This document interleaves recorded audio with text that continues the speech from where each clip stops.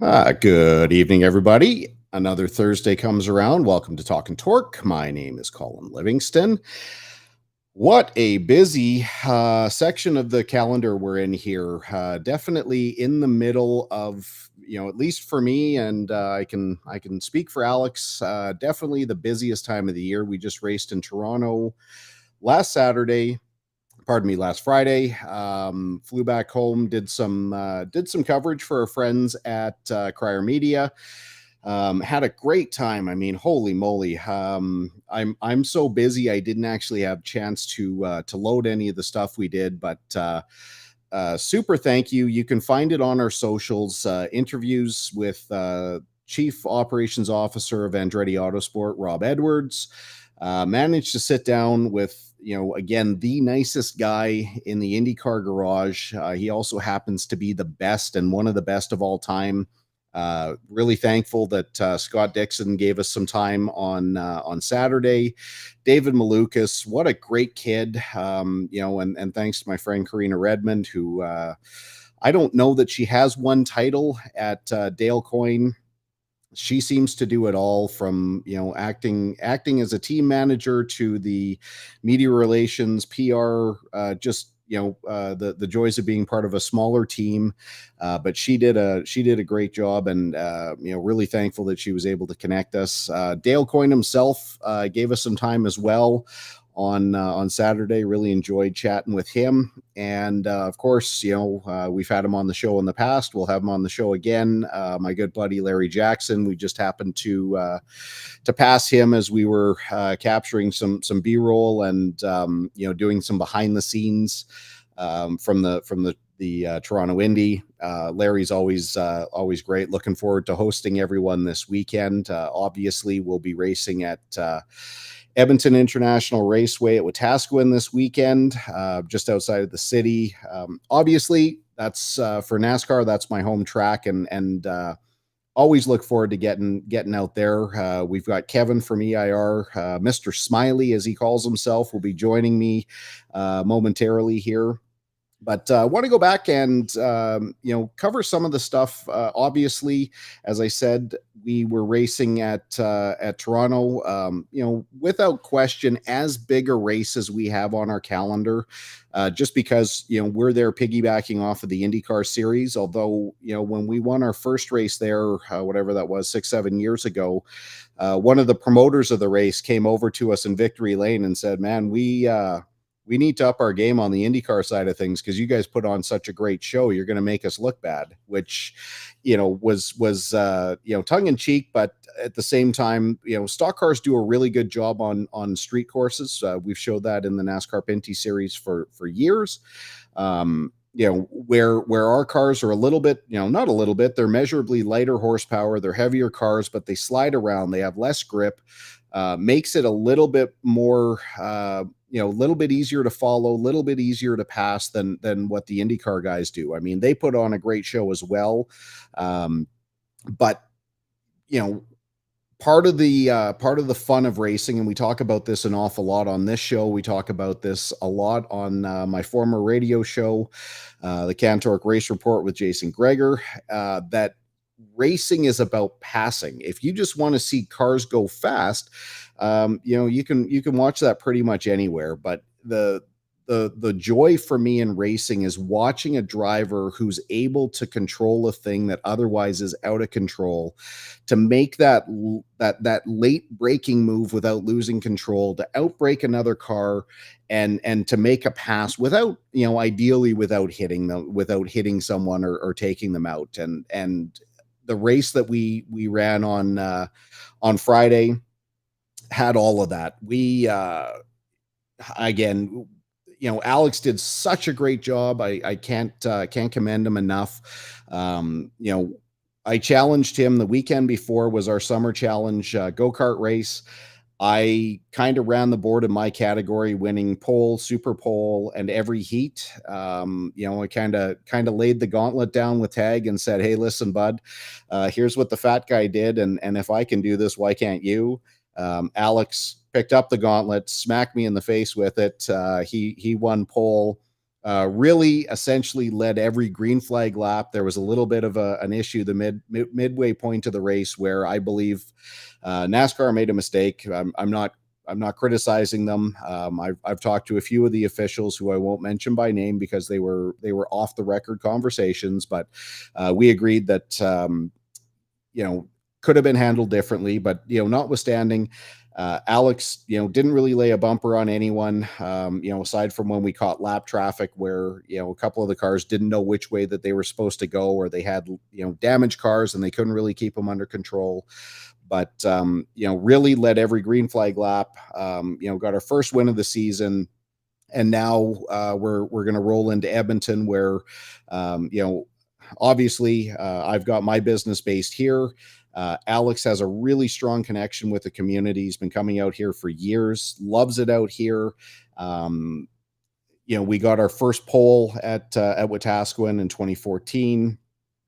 We've won there in the past. We've run really well. So always exciting to come back here. Such a great little track. I mean, I make a lot of jokes about Wetaskiwin that, it's a really unique track in that it only has one corner, and it's a left. And that's kind of how you have to run Wetaskiwin, that you start by turning left on the straightaway, you turn way more left when you get into the corner, and then you turn a little bit less left when you get onto the back straightaway. And that's kind of how you run the whole thing. But, here's a couple of shots. This was last weekend in Toronto. For some reason it's not loading slowly. This is our spotter stand, standing on top of the Enercare Center. You can see all my counterparts lined up. Unfortunately, I can't put my mouse on the picture so you can see what I'm pointing at, but that's the front straightaway in Toronto. And as you can see, the trees that have been planted have overgrown to the point that we can't even really see half of the front straightaway. So as a spotter, we're relatively useless there. We got, I got to climb up in the grandstands on Sunday, thanks to my good friend Shane Carter, Evan. They helped sneak me up there for a few laps. I got to watch up to about I think it was about lap 12, lap 14, something like that. There was a lot of caution in the beginning after a big accident, turn one.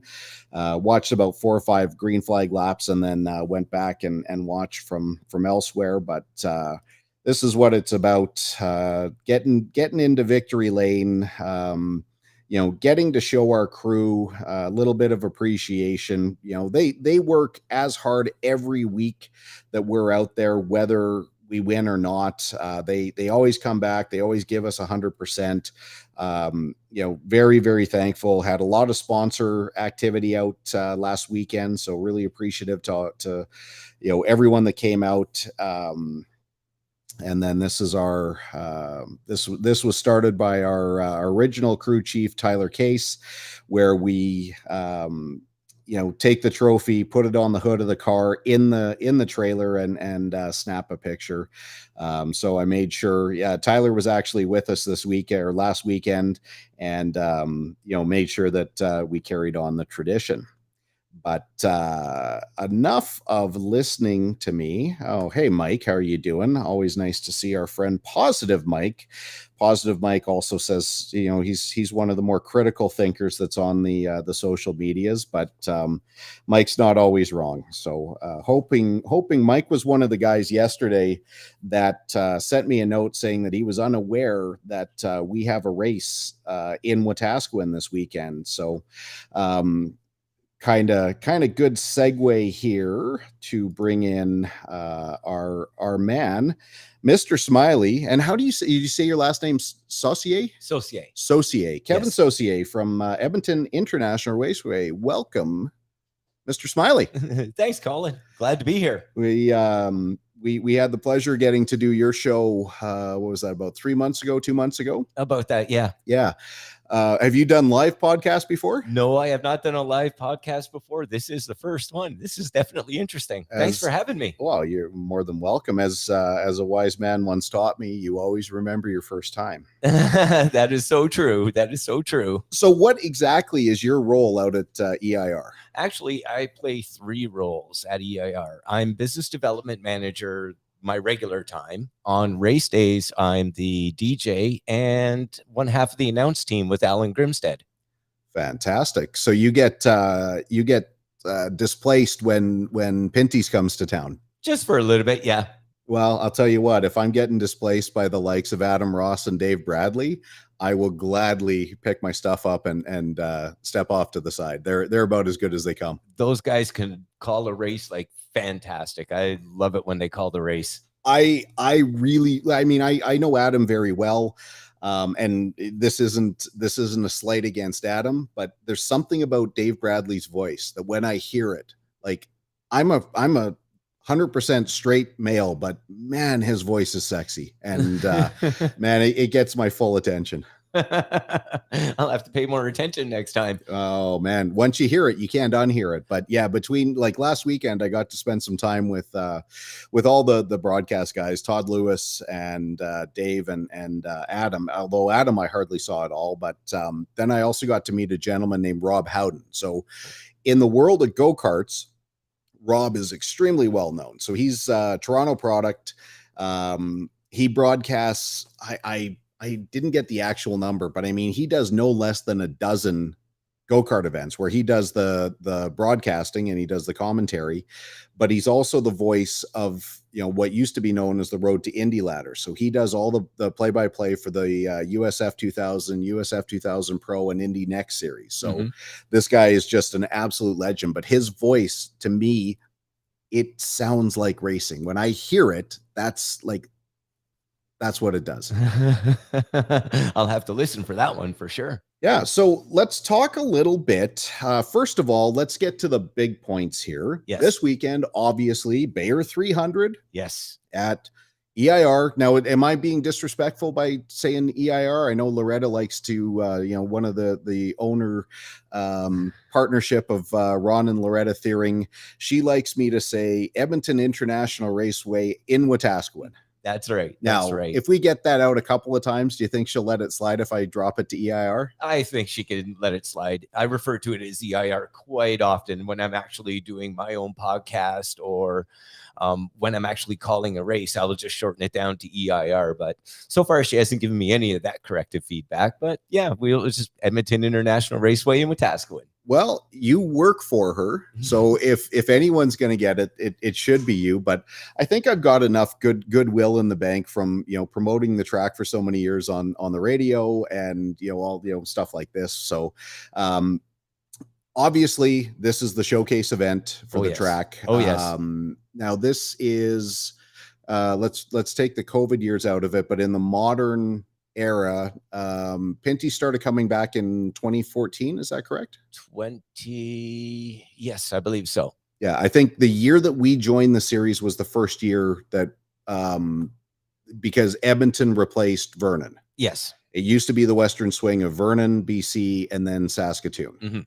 So we've been, we've run there every year aside from the COVID years when obviously, we were down to 3 race venues and 6 total events, which were, half events. But yeah, obviously, again, this is the showcase event. So what can people come to expect when coming out to EIR in Wetaskiwin? Well, when the Pinty's guys and girls hit the track, it's just going to be bumper to bumper, door to door, control chaos. I'd like to call it. It's definitely control chaos. And the cars will start going down laps really early. It's such a small track, but it's a fast track. That's one of the things. It's a fast track. A lot of fun. That's all that I could say. It's a lot of fun. Ron and Loretta have been doing lots of improvements over the past several years, as you know. Every year they do something big. Yeah. Like whether it's the year that, the track got repaved, the year that second year, I think that we were there, the first year that we were there. which is a just monumentally expensive proposition. It doesn't matter if you're a quarter mile track, a mile and a half track, a two, like it's proportionally crazy expensive. Addition of the sea cans, addition of the grandstands, and while people likely don't know this, it's Ron that does all the construction himself. That's right. He's got a crew. Last year, I was privileged to be on the crew to actually do some of the work around the racetrack. And that squiggle line on pit road going into the first pit stall there on the exit, that was me. I did that. Whoops. Yeah, that was a big whoops. I could tell you I was really upset. I was more upset at that than Ron was. But yeah, Ron does all the work. They got a crew out there this year that they've got a nice booth for the TSN guys to actually be in. That's all completed now for them. So yeah, just them, or you get the benefit of it too on the weekends? I don't know. It's going to be it's just going to be for them. As far as it just got built. Built. So where's that going to be? Right beside the sea can, as far as I know. Now, unless they decided to change that location, but maybe after the Pinty's weekend, I might be able to utilize it, being into turn number 1, turn 2. That would be like really awesome. Yeah, because traditionally, Joel from Fuel TV has to set up in the lower sea can is where he does a lot of the control center stuff, or he puts his producer in there, which obviously gets a little bit contentious when you've got hospitality going on there, that they have to work, but the people who are there with the hospitality want their experience as well. So yeah, moving the broadcasting outside is probably a good idea. Yeah, that is especially since we put in brand new theater style seating over the off season in the wintertime. Ron ended up picking up some theater seating, fold down seats, nice padded backs and seats. So we've upgraded at least the seating in the sea cans as well. So all the VIPs, they get best seats in the house, not only for the race, but very comfortable seats as well. Well, and that's the thing about the track, is that it doesn't matter where you sit.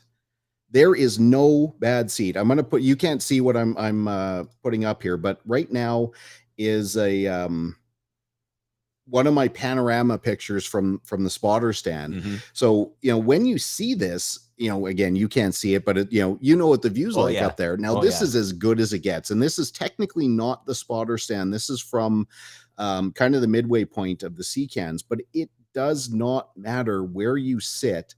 There is not a bad seat in the place. If you want to see the speed of the cars, you can sit lower. If you want to have a better bird's eye view, you can sit higher. But there's like, if you're in the general admission, because I think that's kind of how the seating works, is the straightaway section of grandstand is general admission. Yes. So, first come, first serve. But it doesn't matter where you are. You can see everything. And that's the beautiful thing about a track like Wetaskiwin, is that, as you mentioned, cars are going to be, you fall down laps. A qualifying lap last year, we won the pole. Yeah.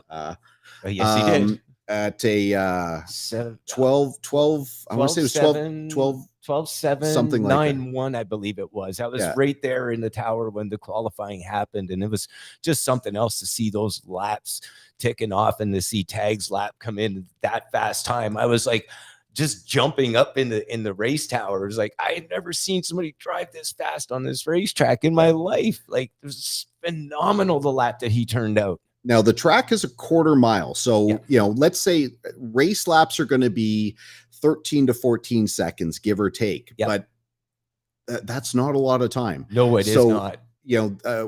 I didn't I apologize. I didn't look at the entry list. We probably have 22 cars. I heard about 22 cars. Yes. Yeah. So when, that's 11 rows. Now, that's how good at math I am. I did that right in my head. But 11 rows of cars. And even if everyone reacts perfectly, which they don't, and by the time you finish one lap, half the track is full of cars. Yes. And then because the cars that get stuck on the outside in the early part of the race, they don't have the same speed. By about lap 5, you're about 3/4 of the track is full of cars. And then eventually we get down to moderately single file racing. And if you're at the back, you're you're being threatened with falling a lap down early. Oh, absolutely. Easily 5, 6 laps in and you're down a lap.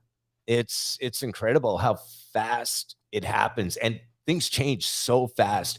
That's one thing. The fans that come out to actually watch the Pinty's race, don't take your eyes off the track. Don't take your eyes off the track. Things happen so fast and the saying goes, you blink, you miss it. That's literally what will happen. You'll blink and you'll miss some sort of action on the track.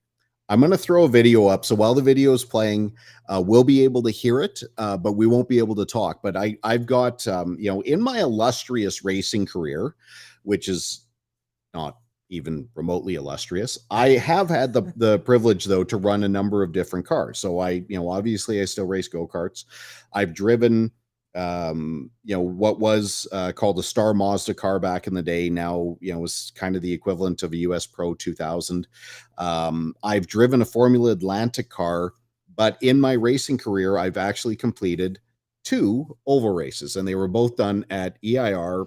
One in one of the school cars, which is a Thunder stock car, and then the second was in a IMCA modified, which was such a badass car to drive. Fortunately, I'm still very good friends with young Tyler Knowles. He's told me pretty much anytime I want, as long as I can buy tires, I can race his car. But I'm going to throw the video up, my in-car camera, just to give people an idea. Now, I'm going to preface this by saying this was my first race, and in this particular race, I'm starting on the front row, not because I qualified up front, but because they do an inversion for this. I think it was the second heat. And Tyler, who had coached me through the whole thing, I ran really, really, really well. I mean, I was within, I can't remember, I was within like 0.3 of a second in qualifying in the race. Like, I was able to keep pace early on. But I have no racecraft because I didn't know how to use the mirrors properly. I didn't have a spotter, which I really, really wanted. And, and he told me, like, hey, pay attention, this guy's going to jump early. And I was expecting that nobody would leave until we got onto the straightaway, but they kind of jumped between turn 3 and turn 4, and I reacted slow. So you're going to see me get freight trained here, which was actually okay, because I didn't want to be in anyone's way, but I wanted to kind of pace myself. So this will be about a minute here, and then we can get back to the action. Yeah.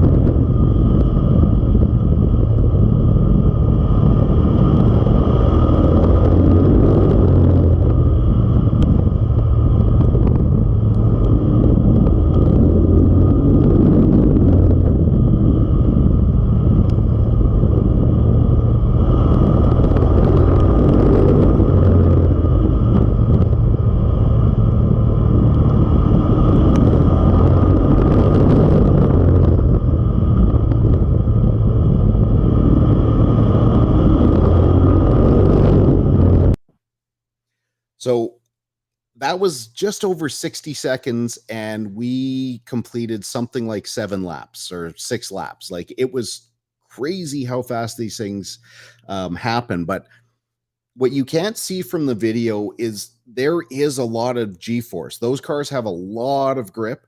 They get through the corner extremely well, and they have just enough power that once your tires get about halfway through their life, you'll start spinning the tires coming out of the corner. And I was absolutely shit scared because it wasn't my car. I didn't want to hit the wall. I had 2 main goals. Well, 3 main, 2, well, I don't know. We'll see how many.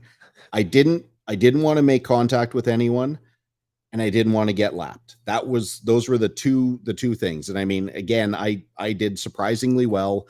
But every class out there has something to offer. Yes. So, like on a regular weekend, how many different classes without the gimmick, things like the stackers or the smash to pass or whatever? How many classes do you guys typically run on a race weekend? 4 to 5, sometimes 6. Okay, are you still doing those little kids carts with the fiberglass bodies and the golf cart engines? With the mini cups? Yeah. Yes, we are. And yeah, we had actually the mini cups got a couple of new drivers in it this year. Quentin Peterson, one of our is son of Brad Peterson, who drove with us in that Thunder Car race that you and I ran in. Yeah. So his son is now racing in the mini cups at 8 years old. So, and it's a great draw for the kids. Alan and myself, we did a tour last week, and one of the kids that came in on the VIP tour was 8 years old, and he was just glued to those cars. And he's just, you could see him vibrating, and he wants to get into a race car so bad. And then when I walked them up turn 3 and 4 up the banking, and they were looking down, he says to his mom, he says, I really want to race a car. And I said, you know what, bud? Well, we can make that happen for you.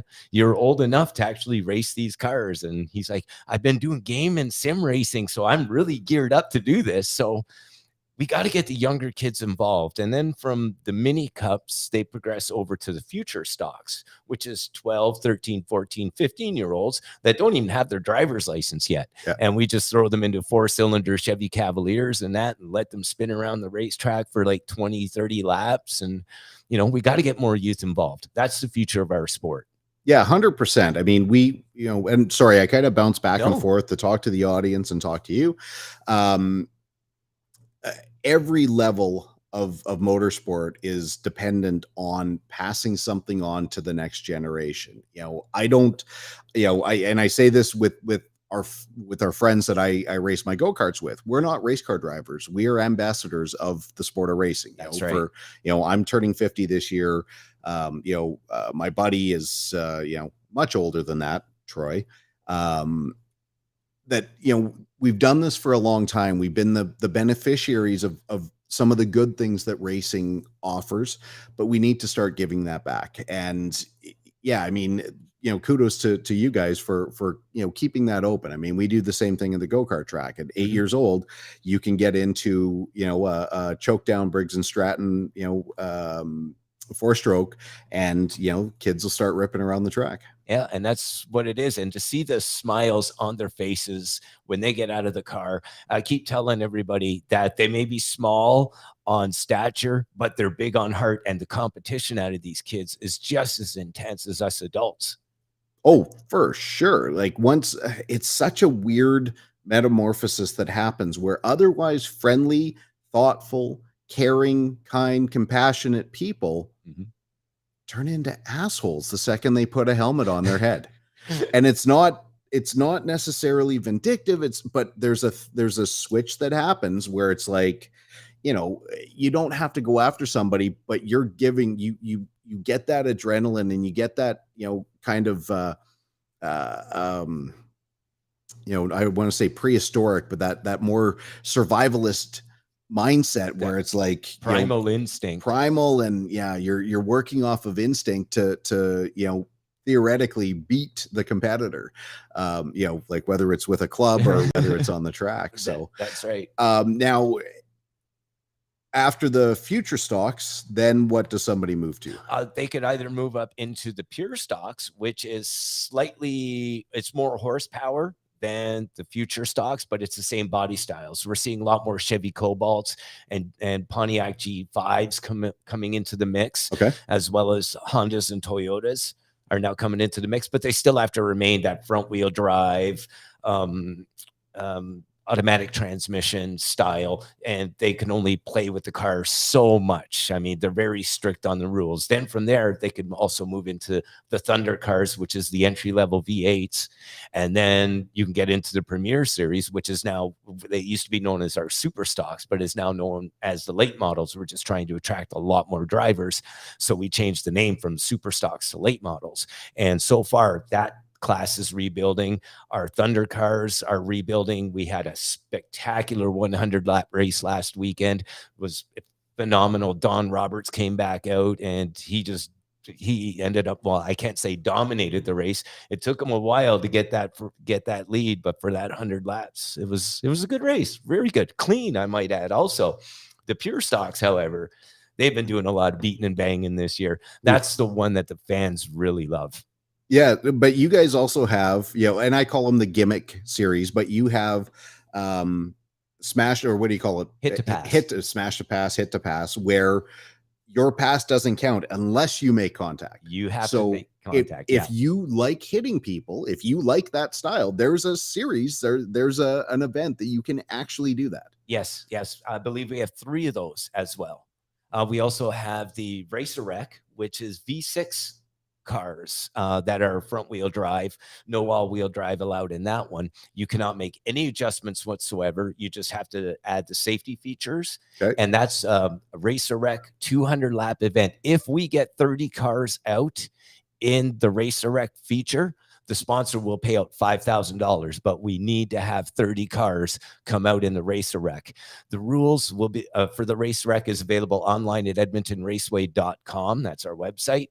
You just go to the Racers link and you click on that link, scroll down, and you'll see Racer Wreck. Click on that, and you could get the rules for that. We really want a lot of people to come out. So what would the cost to acquire a suitable car for that be? I'd say a couple grand.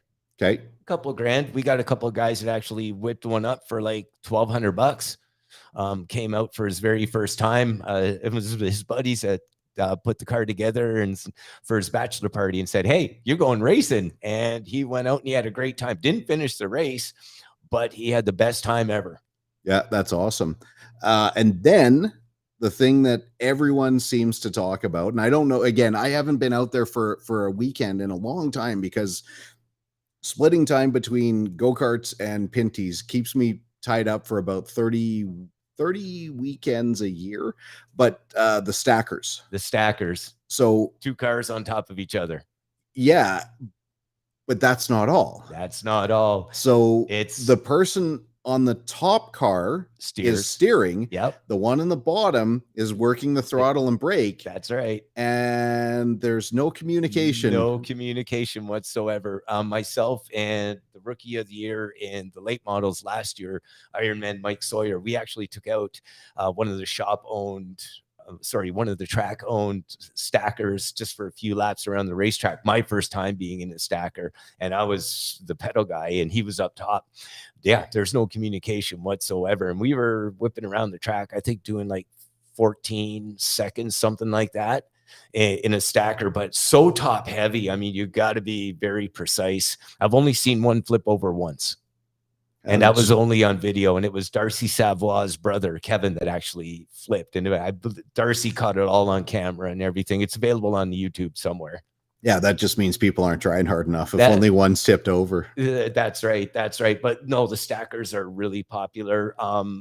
Again, we're trying to rebuild that class. The last time we ran a stacker race, which was a few weeks back, we had three stackers out, but one of them suffered major damage.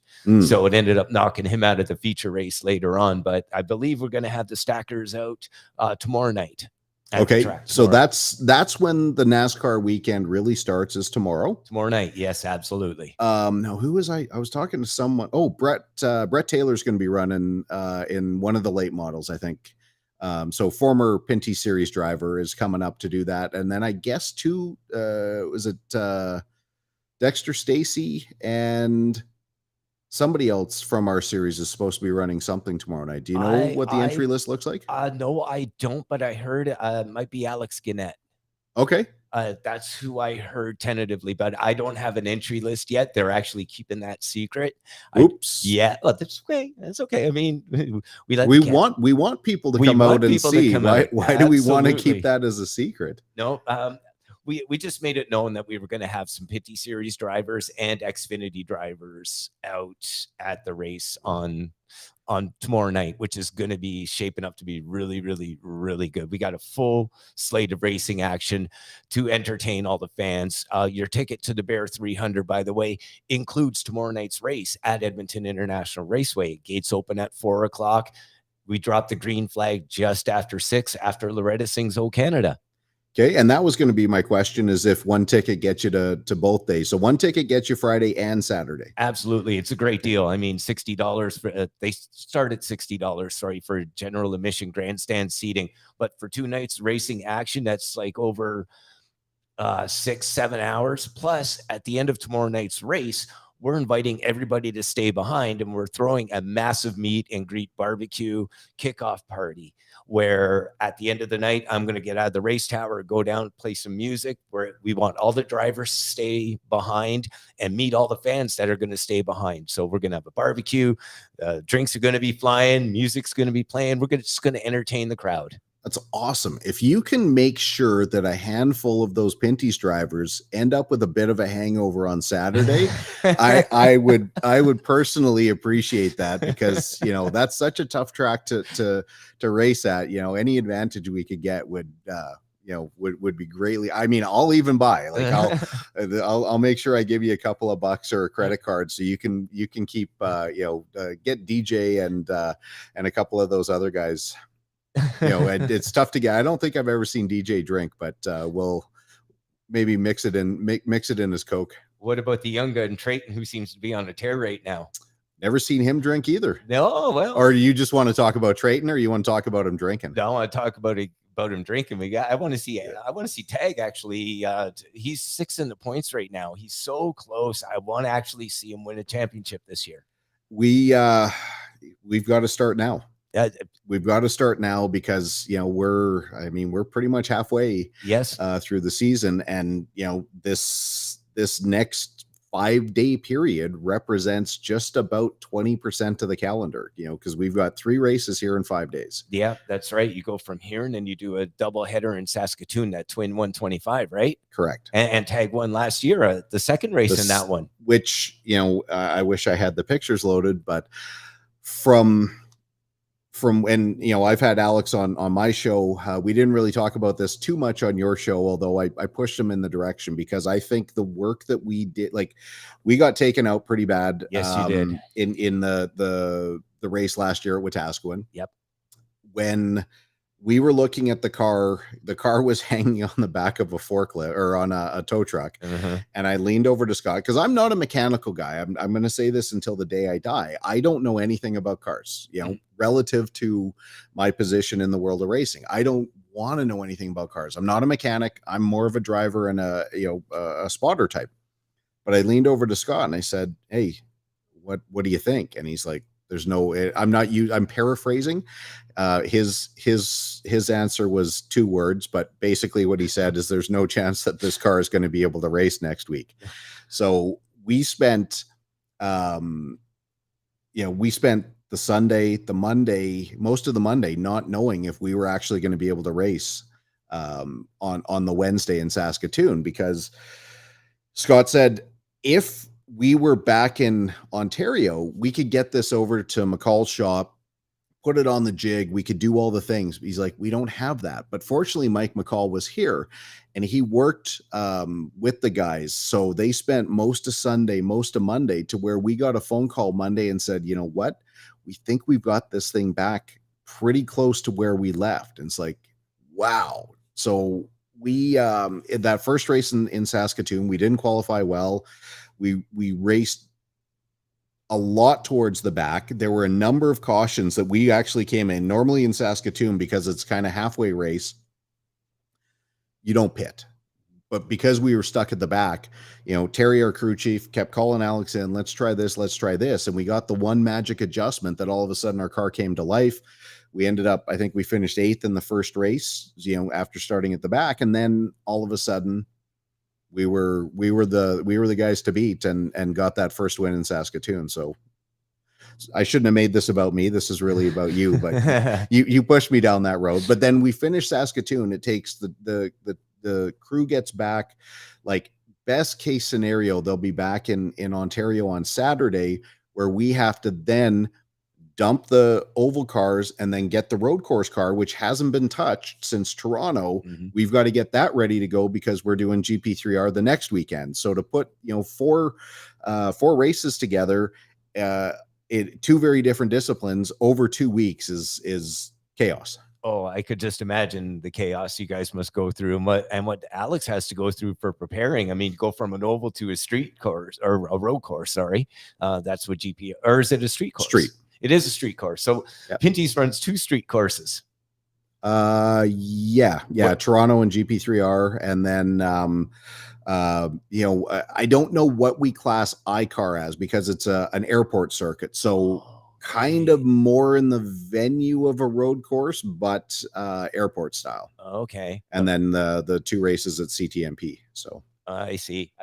And I made it a point to say we were doing it first up here with the Pinty series versus the Cup boys down in the States who used iRacing to do the simulation first. And then it out came Chicago. And I watched that Chicago race with the clouds and everything. The skyline of Chicago was just fantastic, but it doesn't match the Toronto. I mean, it's Toronto. Yeah. There's not a lot of comparison.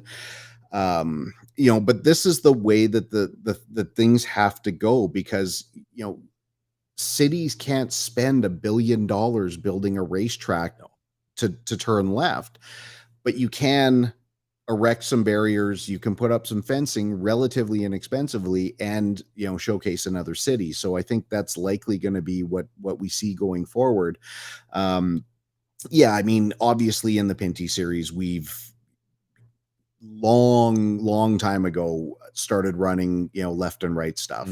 To the point that we get a lot of US drivers. If you're an up and coming driver and you have a shot of getting to Trucks, Xfinity, or Cup, you will spend some time in the Pinty series, because when it comes time to learn, we're as good as it gets as far as the caliber of our drivers and the quality of Canadian Tire Motorsports Park.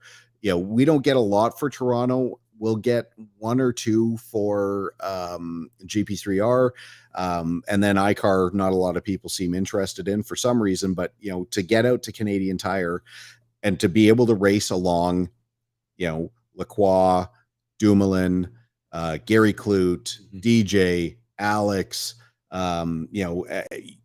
Pick anyone of any top 10, and I would put them up against most drivers in any other series, especially when it comes to road racing. Oh, agreed. The talent base that we have up here is just phenomenal. I just wish there was more Canadian drivers that would get truck rides and Xfinity rides and work their way into the Cup series. It's just how does it happen? Because when you're a Canadian driver, you largely exist on Canadian sponsors. And then all of a sudden, you don't, we've seen, Alex Labay, he made the jump from Pinty's to Xfinity. We have seen some Canadian drivers in the truck series, but you're running throughout the US with Canadian sponsorship. It doesn't make sense. And to get American sponsorship for a Canadian driver is equally hard. So trying to get those two things to jive is the stick, as they said in The Sopranos, the sticking post. But that's the sticking point is, how do you make that happen? I don't know. I guess we have to ask a guy like Stuart Friesen, who seems to be doing very well down there in the truck series right now with Halmar. And I know I think he's got actually his hands in with Halmar too. So I'm not sure if it's kind of like a business partnership that he has, but he's definitely doing something right. Stewart's very competitive down there in the truck series. Raphael Lessard, he ran a few races on the truck side of it as well. He ran a couple seasons. Yeah. He won Talladega. Yes, he did. Yep. Yeah. And then he was in the Pinty series last year. And then year after. He was a fill-in driver for Donald Teague when Donald broke his hand. And now he's back running. I think it's APC in Quebec or whatever their local series is. And that shows you how deep the talent pool is and how quick it can go away when you run out of sponsor dollar, that all of a sudden he's back running regional racing in Quebec. He didn't forget how to drive. Oh, definitely not. But that's how the sport, that's how quick it goes. It's money. Speed costs money. How fast can you afford to go? That's right. What's the saying goes? In order to make $1 million, you got to spend $3 million. Yeah. My father-in-law said it that the best way to make a small fortune is to start with a large one and get into racing. Well, I'm glad I just had a credit card to get involved with racing to Yeah. get me going. So, Well, and that was going to be, one of my last questions is how did you get into racing?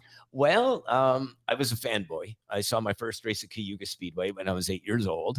Then my current wife and I, we moved to Edmonton for medical reasons, and I found Edmonton International. Like you were sick of Ontario? Well, sort of.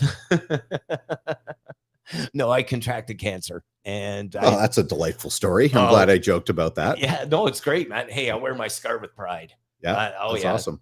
12 years clear, and Dr. David Williams at the U of A hospital, thumbs up, best surgeon out there.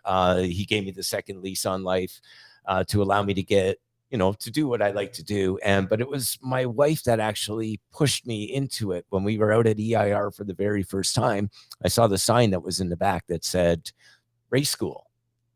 So we went back home that night and I booked the race school, took the race school. And a couple of years later, I had the opportunity to buy that race car that actually took the race school in, that number 5 orange Monte Carlo. And so I had a blast driving that for the year until, well, the engine blew twice. And that car got sidelined, COVID hit. And so I ended up moving into the pure stocks.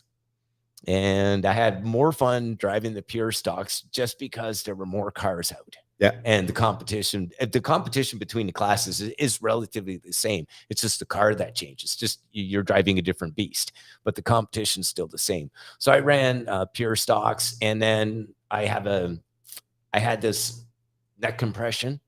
So my doctor he said, no, you can't race anymore. So I would have found a new doctor. Yeah, well, unfortunately, I got to have neck fusion surgery in order to fix my issue. I just basically my reflexes get jerky, and I don't want to be a danger to my fellow competitors on the racetrack.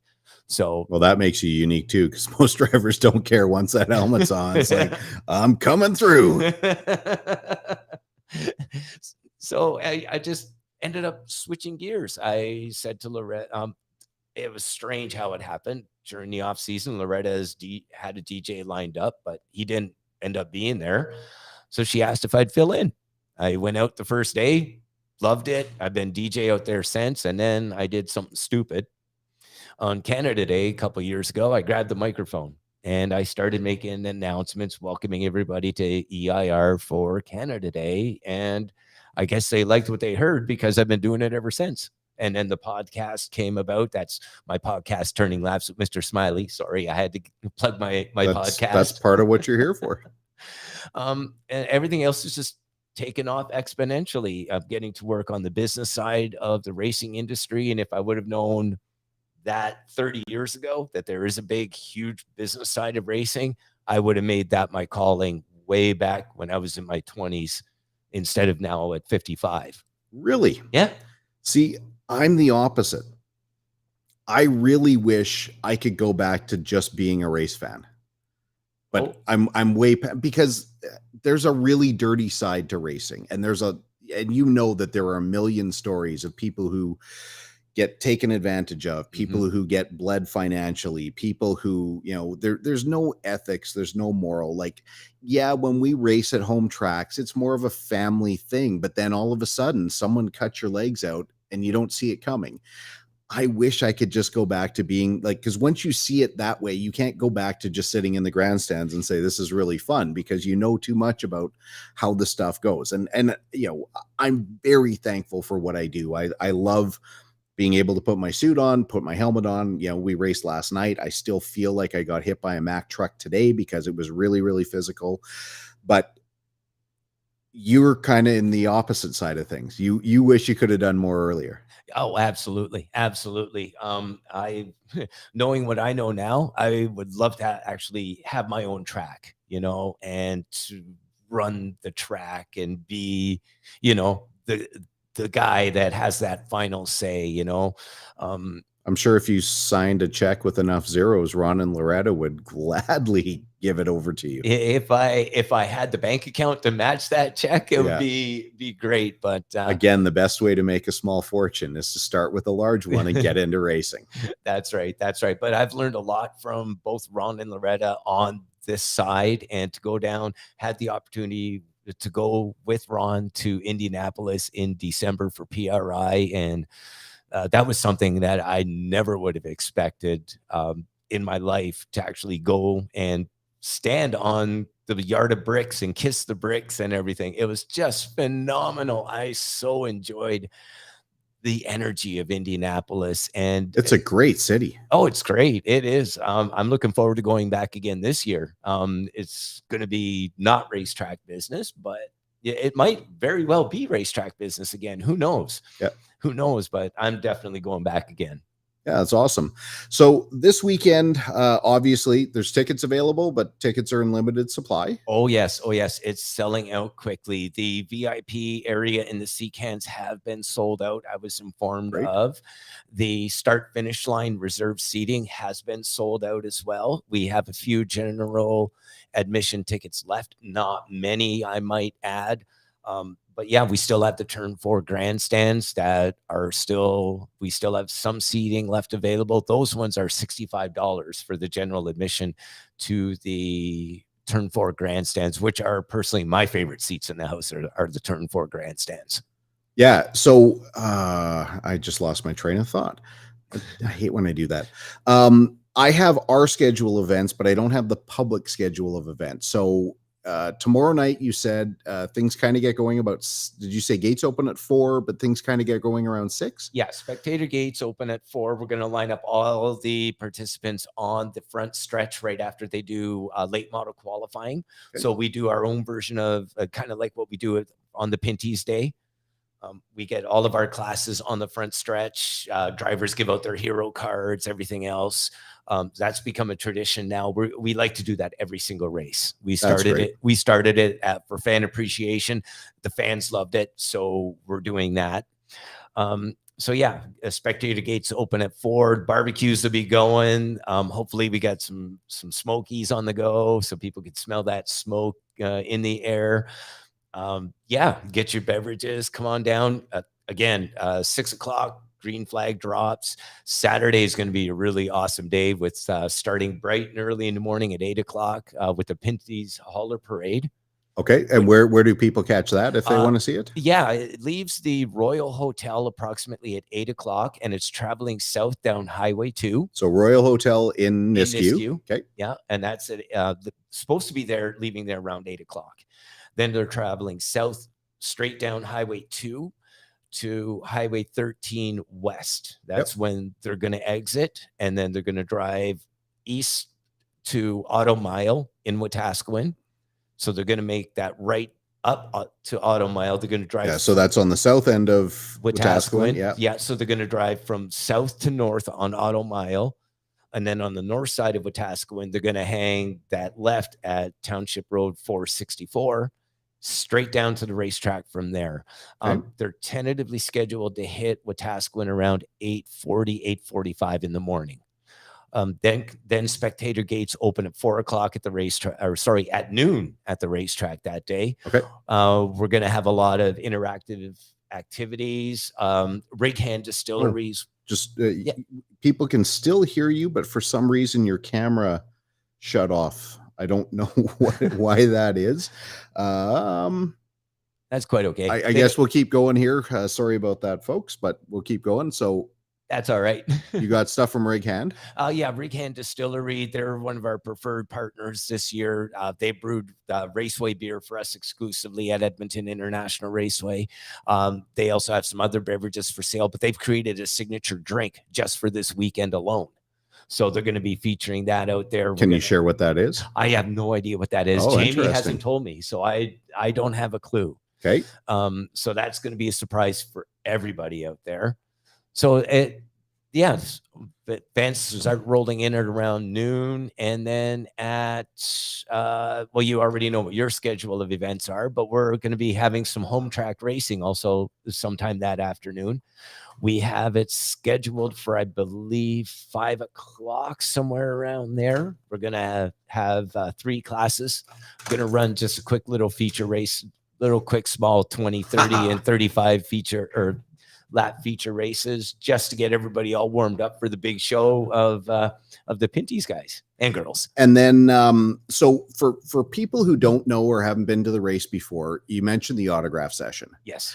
Now, I've been part of the autograph session. You know, I tend to be the person who hands out the cards, and I give Alex a little bit. I'm more like a groupie than anything practical. But you can meet it within the autograph session. Everyone gets the chance to meet every driver. So if you want to meet DJ Kennington, you can. If you want to meet Larry Jackson, Kevin Lacroix, LP Dumoulin, I don't know everybody who's coming out, but if there's some, or you want to meet them all, you can definitely get your way through, and you can get your picture. It's awesome. Oh, it is. It is. The first time I went and saw the Pinty's race, I couldn't believe that was the experience. And I was just sitting there, just vibrating in my chair while I'm looking at my wife. And she's like, go on, go on. I'm like, are you sure? She's like, yeah, go, go. So I would just immediately hit that track. And the first person I went to was Alex. Okay. He was the first one. I'm like, my God, it's Alex Tagliani. Man, I saw you driving like Indy Lights. Like that was like back in the day when he started out. So it was just to see him for the very first time in person. It was like a little bit of hero worship there. Now with you talked about your podcast, Turning Laps with Mr. Smiley. Mm-hmm. Where do people find that, first of all? Podbean is the distributor. I also have a video version on YouTube. You could also get it on Apple Podcasts, Google Podcasts. I kind of put it out there. iHeartRadio has it also. Okay. Now let's take us out of the equation, mm-hmm. because Alex and I both appeared on your show. Yes. Let's take Erica out of the equation because that's a familial relation there. Yeah. Who's been your best guest? Best guest. Ironman Mike Sawyer. He was a really awesome interview. I had Mike Ram, the current champion in the late models. Okay. He was a good interview also. But Don Lawrence, the Don, he's been out at the Edmonton International Raceway for, I don't know, decades. And he actually had a really good interview. Just shed a lot of light on his career and how he got started and everything. So yeah, he's a real statesman, real good ambassador to the sport, just like you and Alex are. Oh, that's very cool. One question I ask everyone: what is one misconception of what you do that you want to clear up?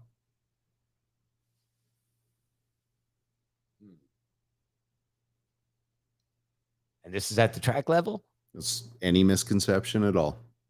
I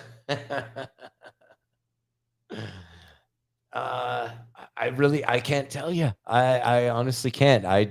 That's a very good question. Very good question. I don't know. I don't know.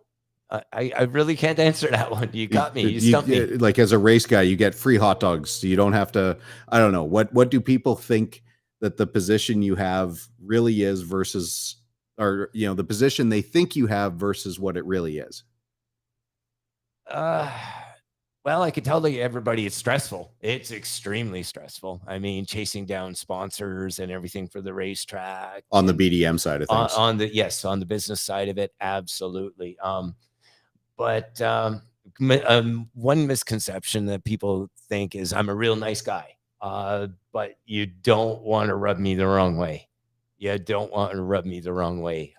See, that's interesting because most people think I'm a bit of an asshole, but I'm actually a pretty nice guy. No, you're built opposite of what I'd expect. That's interesting. No, I put out the nice demeanor and smile and everything, but I've had a few people step on my toes and they didn't like the outcome. That's for sure. Well, there you go. And I got one just silly question because this is kind of a small world thing that I thought about afterwards. Tell me about this Krapinski kid. Davin Krapinski. Yep.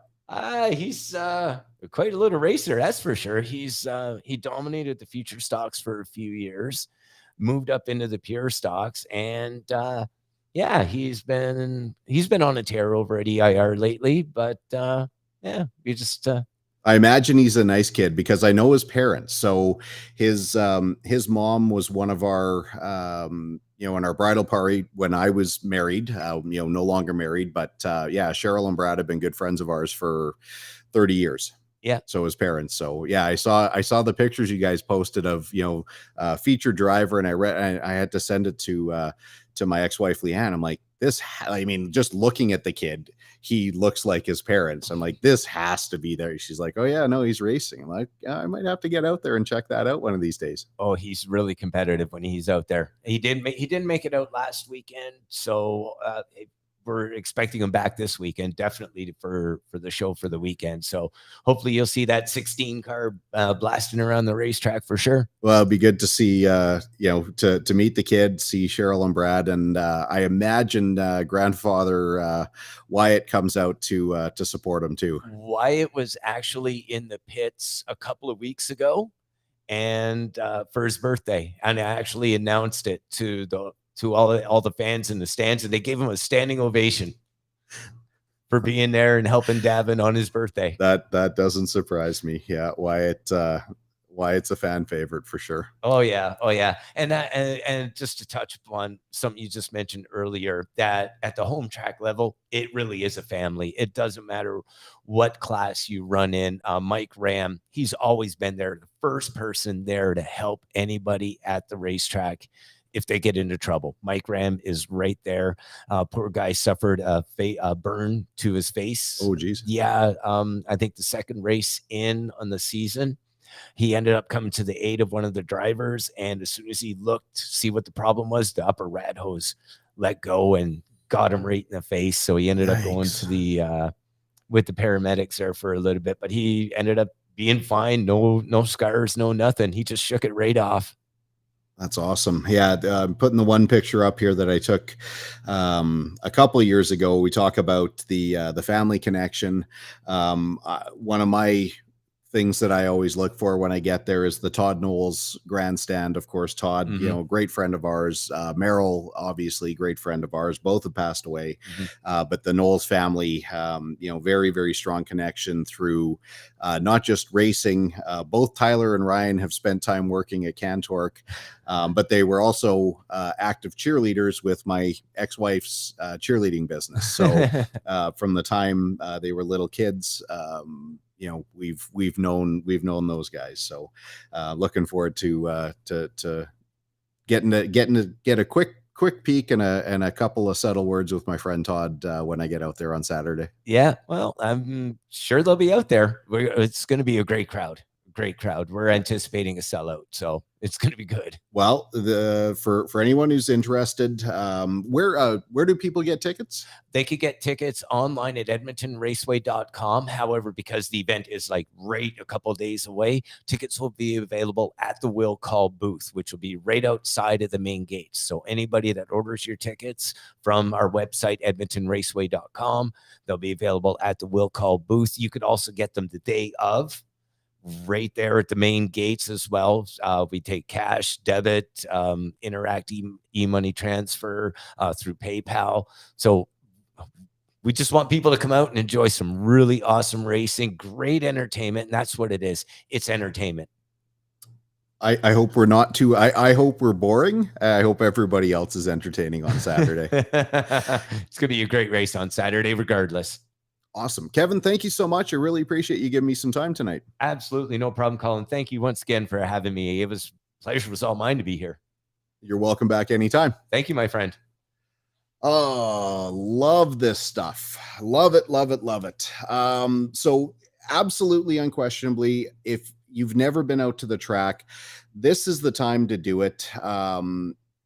Such a great part of the year for me, with the Western Swing, where we get to race in front of our family, our friends. We bring a lot of corporate partners out. You will not get to a better venue to see racing than you will at Edmonton International Raceway. Again, there is no bad seat. Like, the worst seat you could have is the one that's not in the building. Everything else is spectacular views. There is always action. It's not like when you go to a street course where you get to see a small section. You get to see everything from the green flag till the end. Absolutely, unquestionably, for you who like to see crashes, there will definitely be some bent up race cars. That has to happen. It's the nature of the tiny bull ring. And as Kevin mentioned, as he talks about walking the kids up the banking at turn 3 and turn 4, make no mistake about it. While it looks like a flat track from the grandstands, there is a substantial amount of banking, which, banking, for people who don't know, was not made for cars to go faster. When Bill France decided to build banking into Daytona International Raceway in 1959, the idea wasn't for the speed of the cars. It's that because he realized when two cars were going side by side in a corner, you couldn't see the outside car. And by building banking, it allowed you to see the cars going side by side. This is another benefit of the track. Tickets still available, edmontonraceway.com. Don't wait until Saturday. Get your tickets to make sure you can get in the door. You don't want to get out there and find out that you missed out. And if you do, make sure you come up and say hi. Everyone's approachable. Come up and see me. Tag any of our drivers. You'll have the time of your life. Great food, lots of laughs, and the weather is supposed to be fantastic. Saturday's kind of our last nice day before it starts getting really hot again. So perfect time to come out and watch some racing. But that's it for our show. We got to run and get to a sponsor event here tonight, but we will be back. Actually, I don't think I will be back next week because I have to travel down to Calgary for another race. So we'll see you in 2 weeks here on Talk and Torque. Thank you very much.